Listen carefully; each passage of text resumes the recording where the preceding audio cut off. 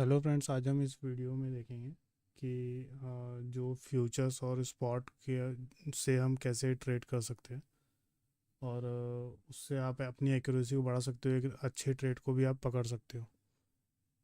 तो उसके लिए आपको कुछ खास डेटास की ज़रूरत पड़ेगी, जैसे कि सबसे पहले तो फ्यूचर्स का आपको ओ आई की डेटा की ज़रूरत पड़ेगी। और ख़ास बात आपको ये याद रखना है कि अगर आप निफ्टी देख रहे हो तो निफ्टी का ही फ्यूचर देखना है। एज ए सेम अगर बैंक निफ्टी देख रहे हो तो आपको बैंक निफ्टी का फ्यूचर देखना है।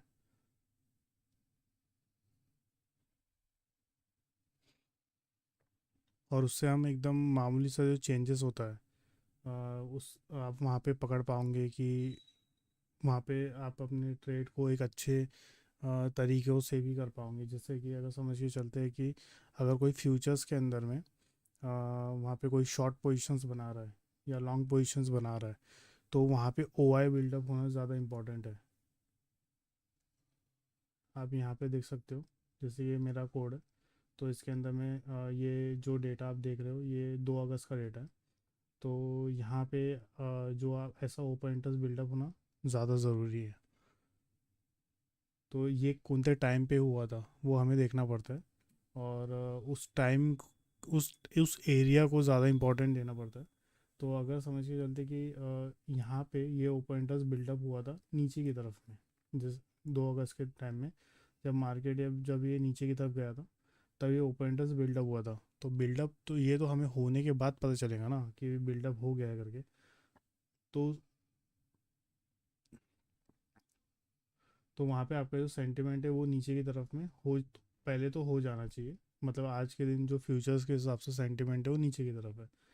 तो ये आपको पता चल गया। अब उसके बाद में मार्केट को जो भी है, कितना भी जो भी रिट्रेसमेंट होता है वो रिट्रेसमेंट होने का वेट करो। ठीक है, अगर वो रिट्रेसमेंट कितना भी हो सकता है, थोड़ा भी हो सकता है, आधा भी हो सकता है, यहाँ से हो सकता है कि थोड़ी देर यहाँ पे कंसोलिडेट हो फिर नीचे की तरफ में चले जाए। तो सबसे पहली बात कि फ्यूचर में ओपन इंटरेस्ट बिल्डअप होने का वेट करो, पूरा वेट बिल्डअप हो जाने दो। उसके बाद में उस रिट्रेसमेंट होता है अगर, तो रिट्रेसमेंट एक सही रिट्रेसमेंट का वेट करो।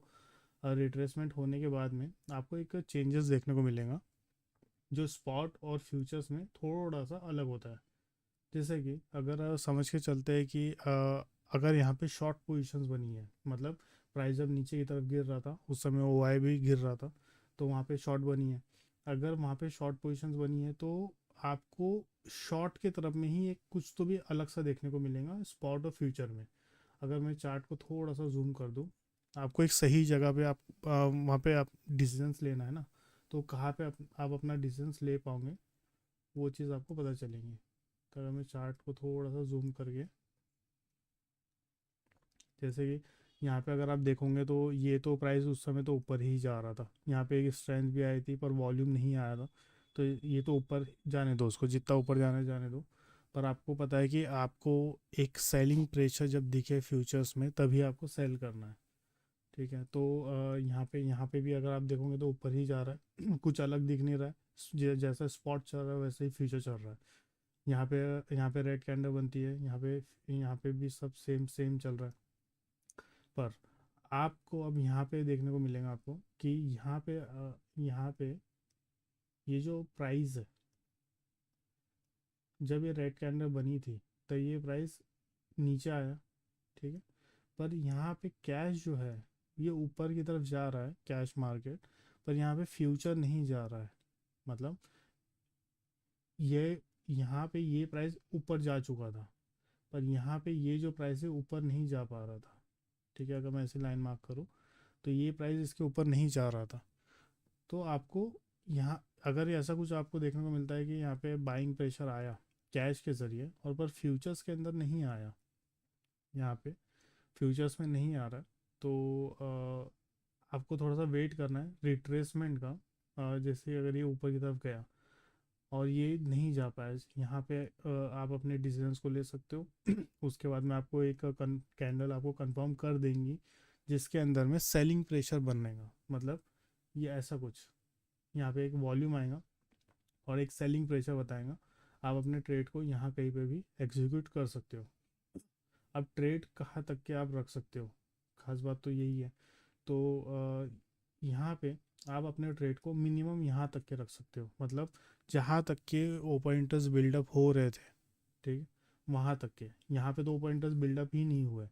अगर मैं यहाँ पे अगर जाऊँ इस जगह पे, तो पहले सेलिंग के तरफ में ओपन इंटरेस्ट बिल्डअप हुए, पर जब ऊपर जा रहा था मार्केट तब ओपन इंटरेस्ट बिल्डअप नहीं हो रहे थे। तो इसका मतलब है कि वहाँ पे अभी भी जो कोई कॉन्ट्रैक्ट है, कोई तो भी कट कर रहा है। वो आप पता कर लोगे, अगर आपके पास में और भी थोड़ा सा डेटा से रिलेटेड इन्फॉर्मेशन है तो आप पता लगा पाओगे कि यहाँ पे लॉन्ग पोजीशंस कट हो रही थी, शॉर्ट पोजीशंस अभी भी है। तो यहाँ पे पहले शॉर्ट पोजीशंस बनी, ठीक है। आपका मिनिमम टारगेट तो ये होना ही चाहिए, मतलब आपने यहाँ लिए और यहाँ पे आपका मिनिमम टारगेट होना चाहिए। उसके बाद में मतलब यहाँ इस जाएगा तो इसके नीचे ही जाएगा, मिनिमम यहाँ तक के जाएगा, और हो सकता है कि उसके नीचे ही जाए। प्रोबेबिलिटी बहुत ज़्यादा हाई रहती है, क्योंकि ये बड़े प्लेयर ही होते हैं जो ऐसा कुछ कर पाते हैं। मतलब ये जो है, ये जो एक्टिविटी है, ये किसी बड़े प्लेयर के हाथ में ही होती है ऐसा कुछ करने की।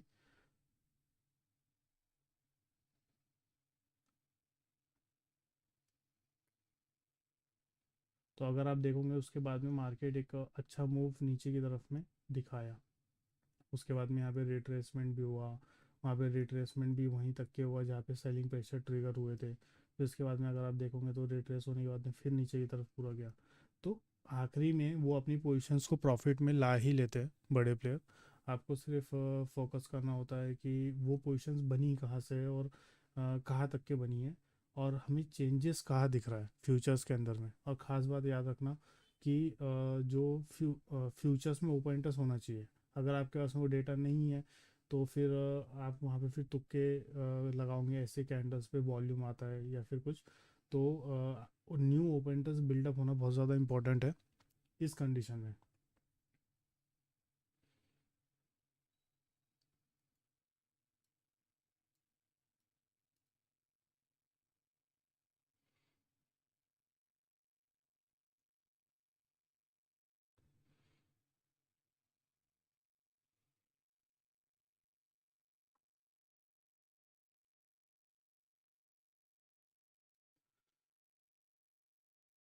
अभी मैं आपके सामने एक और दिन का डेटा शो करता हूँ।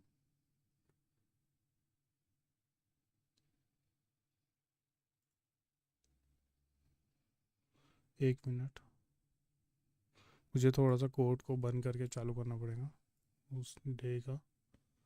हम एक काम करते हैं, जिस दिन मार्केट में मोमेंटम बढ़ा था उससे भी कंपेयर कर लेते हैं, ये वाले दिन 26।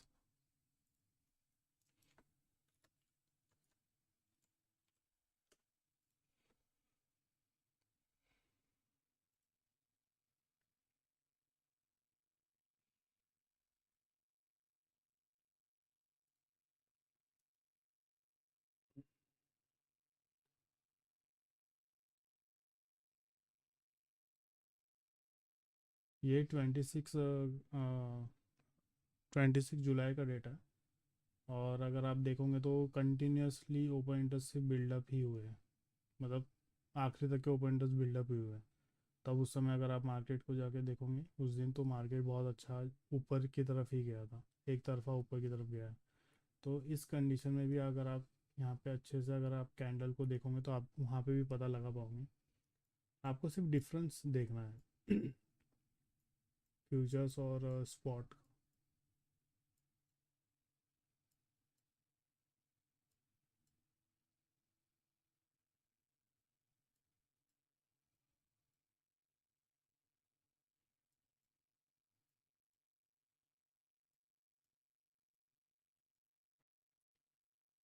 अभी अगर आप यहाँ देखोगे तो यहाँ पे स्ट्रेंथ इतनी ज़्यादा थी, क्योंकि फ्यूचर्स के अंदर ओपन इंटरेस्ट कंटिन्यूस बिल्डअप हुए, जैसे आपने यहाँ पे देखा कि कंटिन्यूस उस दिन फ्यूचर्स में बिल्डअप ही हुए ओपन इंटरेस्ट।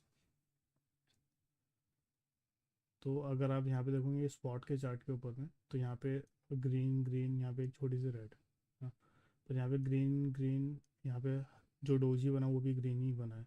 इसके बाद में बाइंग प्रेशर कंटिन्यूस है। फिर यहाँ पे अगर आप देखोगे तो यहाँ पे एक रेड कैंडल बनी है, पर यहाँ पे रेड कैंडल जो बनी है वो उतनी सेलिंग की नहीं बनी है। ठीक है, ये भी एक सिग्नल है, ये स्ट्रेंथ अभी भी बना हुआ है। उसके बाद में यहाँ पे देखोगे, यहाँ पे रेड बनी है, यहाँ पे ग्रीन है, तो ये सब हमें यही सब बता रहा है कि कंटिन्यूस यहाँ पे पॉजिटिव सिग्नल्स है। पर हमें एक अच्छा सिग्नल चाहिए, एकदम मामूली सा है तो हमें थोड़ा सा अच्छा सिग्नल चाहिए। तो जैसे कि यहाँ पे एक ग्रीन बनता है और यहाँ पे एक अच्छा ग्रीन बनता है, मतलब एक स्ट्रेंथ वाला। उसके बाद में यहाँ पे अगर आप देखोगे देख ग्रीन है, यहाँ पे आपको देखोगे तो ग्रीन है।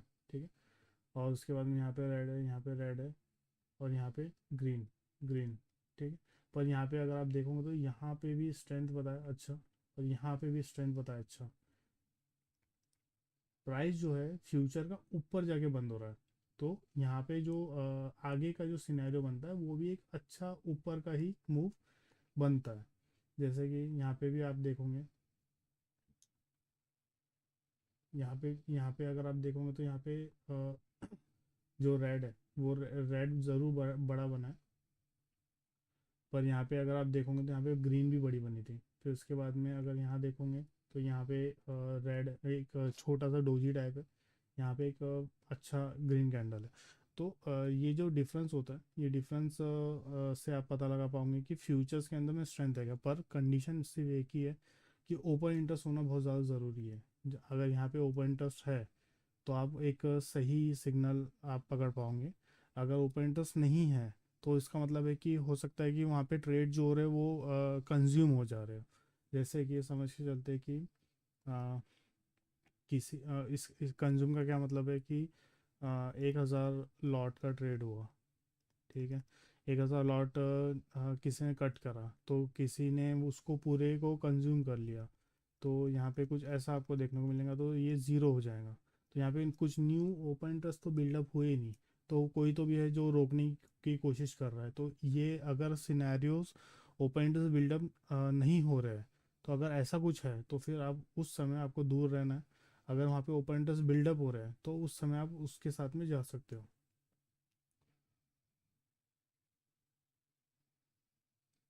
अगर कंटिन्यूस ओपन इंटरेस्ट बिल्डअप हो रहे हैं तो आप सिर्फ बैठे रहो। आप जहाँ पे भी ले रहे हो ट्रेड, वहाँ से सिर्फ बैठे रहो और उसको चलते हुए जाने दो, एक स्टॉप लॉस लगा लो और छोड़ दो।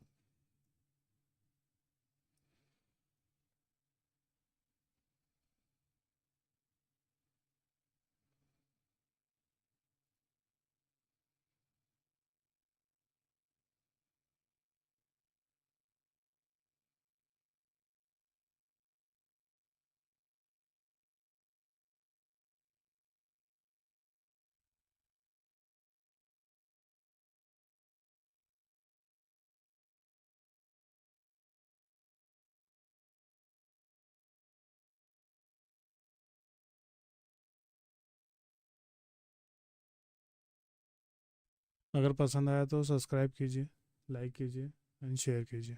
Thank you.